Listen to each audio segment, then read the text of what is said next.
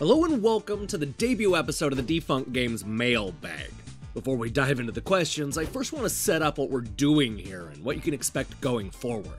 Instead of doing the traditional thing where I sit here and just read your comments, I wanted to turn this mailbag series into more of a conversation. That's why I brought in Lorne Riseley, who will not only administer the questions, but will also add his own follow-ups in order to make things interesting. Now, it's important to remember that this is the first episode. It's not tightly scripted like our other shows, and is a bit more informal. There are definitely things that I want to hone and improve, and I have a hunch that you're going to see those improvements as we continue to post new episodes. Speaking of which, if you actually want to see new episodes, then we're going to need your questions. I'm serious, that's how this whole thing works. So please leave your questions in the comments below. They can be silly, thought-provoking, or about the review process. Hell, they don't even have to be about games. We end up talking about TV shows at one point in this episode. No question is too out there, so post your questions and maybe you'll be featured in the next episode. Now, let's just go ahead and dive into today's mailbag. Lorne, do you know what we're doing here today? Same thing we do every night, Cyril. Try to take over the world. No, what we're going to do here today is we're going to look at some mail. This is something I've been wanting to do for a long time because everybody else does it. So why can't we? No, why can't we look into our non-existent mailbag of goody goodness and see if there's not a few chuckles we can have in the meantime? Don't spoil it. I'm being joined by my good friend Lorne Riseley. Hi. So what we're going to do today is we have some mail. I'm going to answer some. We have some quick, some long. We're going to just spend some time just talking about mail since that's what everybody seems to do these days, and it seems so easy and quick. So let's just jump right in. Do we have a question, Lorne? What's our first question? So the first question we have for you is, how do you start a mailbag sections without a mailbag? That's that's the problem. Now, if I was a little more proactive, what I probably should have done was maybe put out a video or put something on the website or something like that, soliciting questions. But I didn't do that.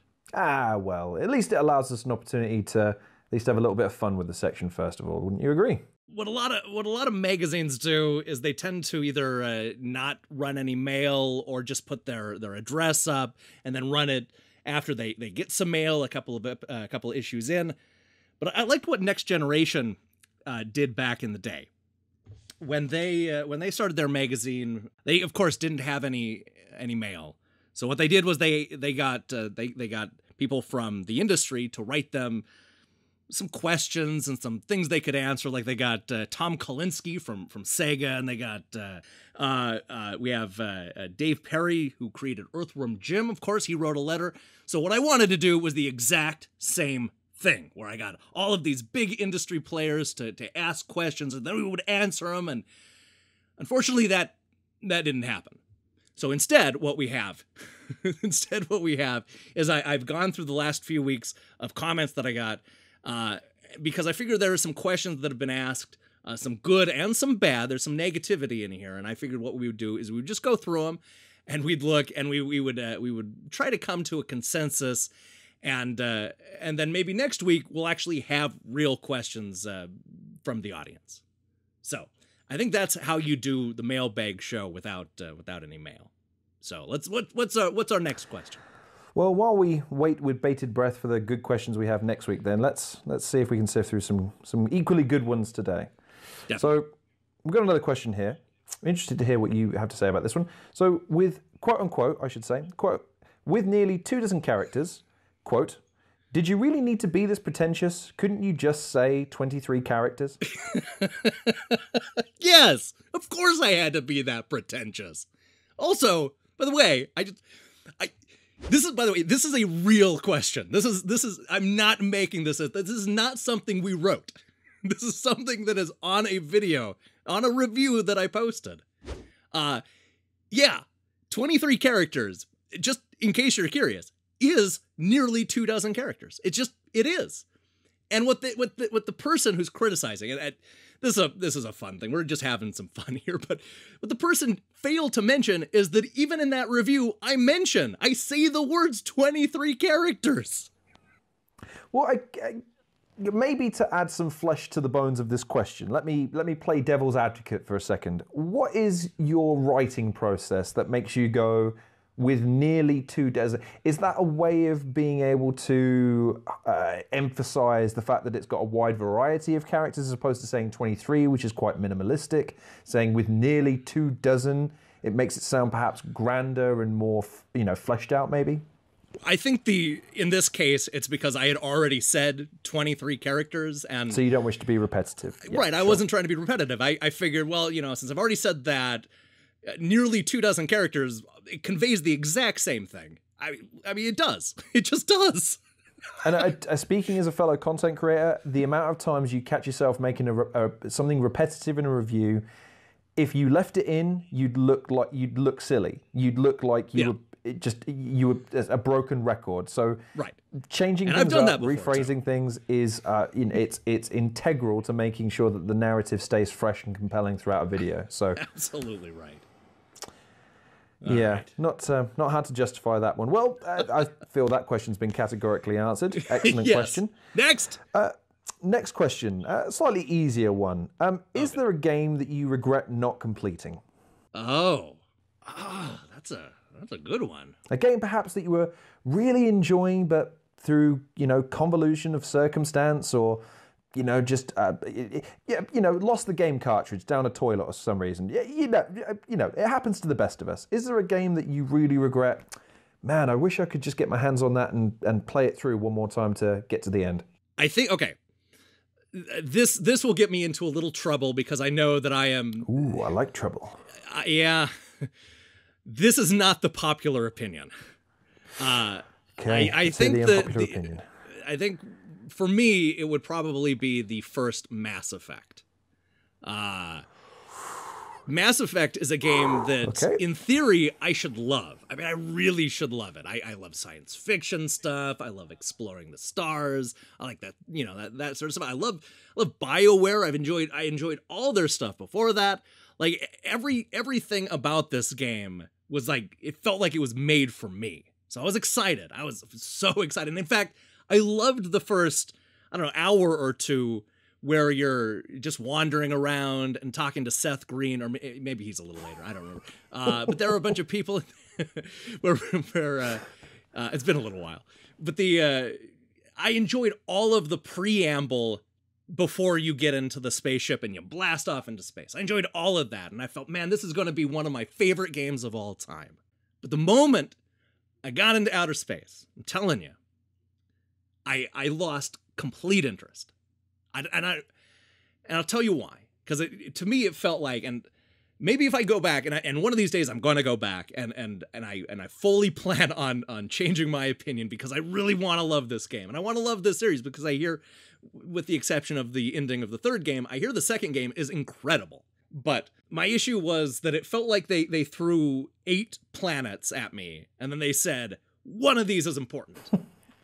And like I kept going to different planets, and they all felt like they were identical, and there wasn't a whole lot to do in them. And I just, like, after a bunch of those, it was just like, well, I don't want to guess at which one is important.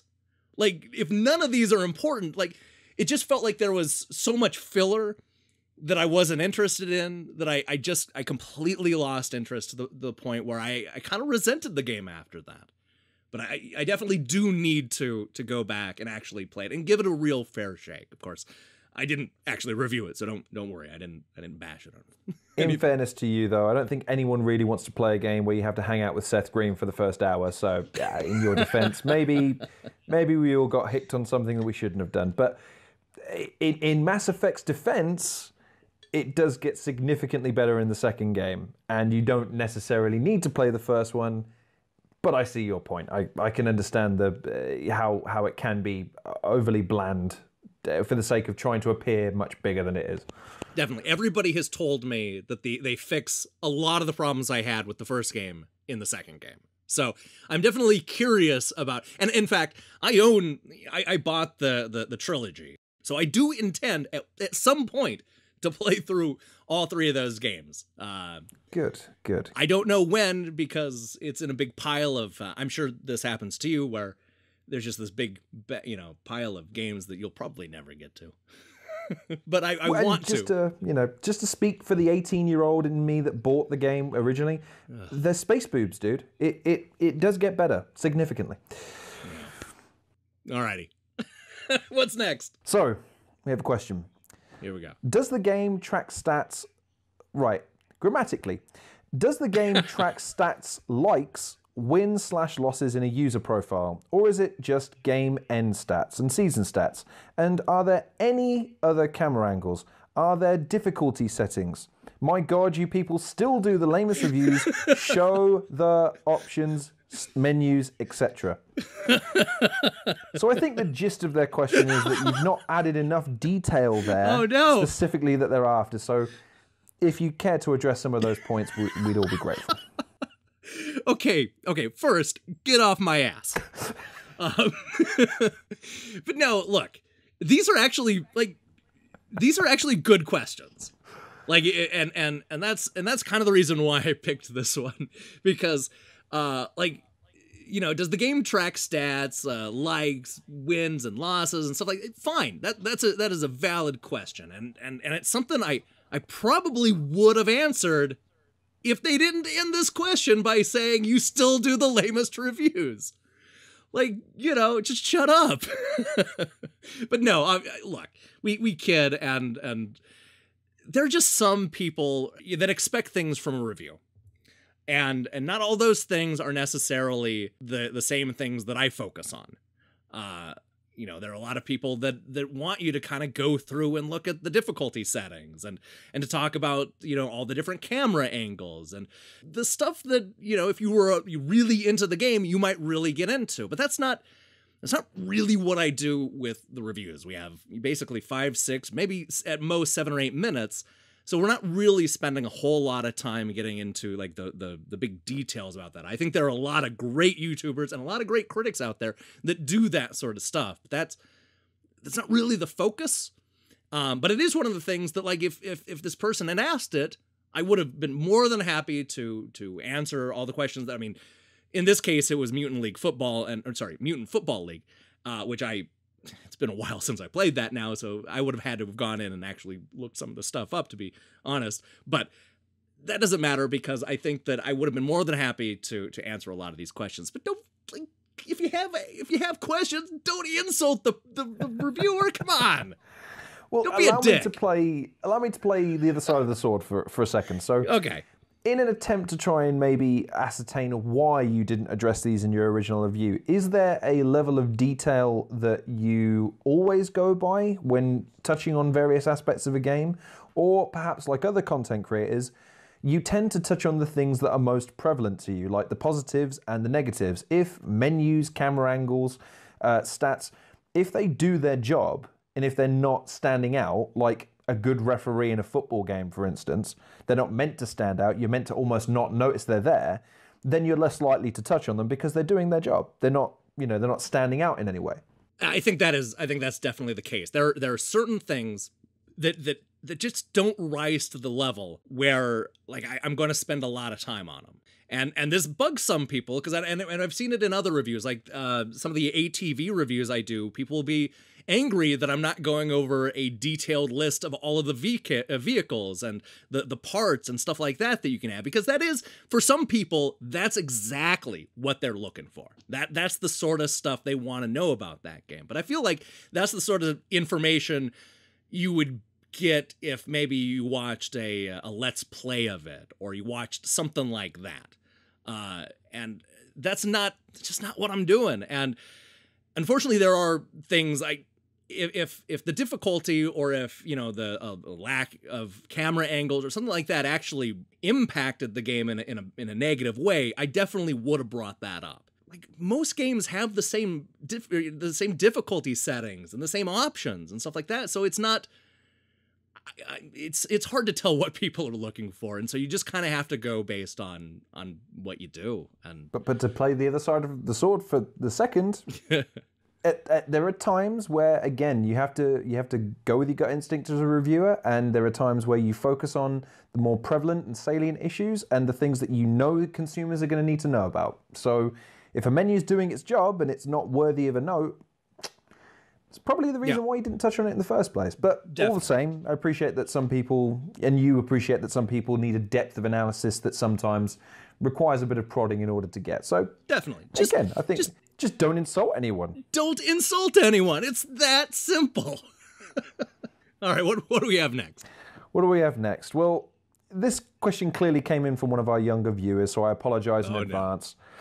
So, if you ever had to play a game in reverse, what game would you play? Oh. And I suppose I should probably layer this a little bit. You start the game at the end of the game and you finish at the beginning. Okay, so we're not like running backwards. Well, it'd be pretty difficult to play a racing game in reverse if you couldn't look behind you, for instance. And if it's a little more like Memento. I think you're too talented for your own good in that situation. So. Okay. Okay, so one game immediately springs to mind, and I guess sort of the thing that you want to think about in a question like this is what games start better than they end. That's a good way of putting it. Right. So in this case, I think the one that springs to mind, I think the one I have to go with is Metal Gear Solid 2. Like, I feel like interesting. It's one of those things where, like, I mean, besides the nonsensical ending that, I mean, even in relation to the rest of the series doesn't make a whole lot of sense. Like, if we can get rid of all that stuff and then, you know, we can spend a little time with whiny Raiden, and then we're just going to end this thing with Solid Snake, and he's going to get in there and we're going to have so much fun with Solid Snake, and that's how we're going to end it, and we're going to be so ready for the next game, which is even better. No, I think that that would probably be the one to go with.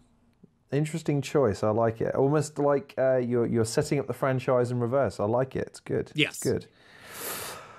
Pretty cut and dried that question. That's a great question. Yeah, that's a good question. Yeah, there's some good questions from some of the good viewers. Interesting. Another interesting question here. Be interested to hear your take on it. So, I like when bullet hells favor noobs, but I'm not crazy on the genre. I'd make a bad reviewer for some genres. Are there any genres that you dislike in a way that it might affect your reviews?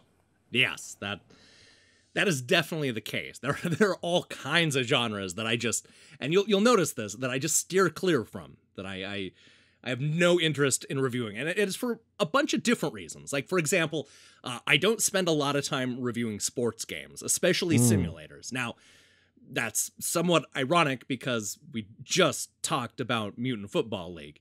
But that's, you know, more of an arcadey style, like over-the-top sports game. And that's the kind of thing that I like. But I'm not a big sports guy to begin with. I don't watch, you know, football and basketball or any of the other things. So, like, I don't really care that much about sports to begin with or the players.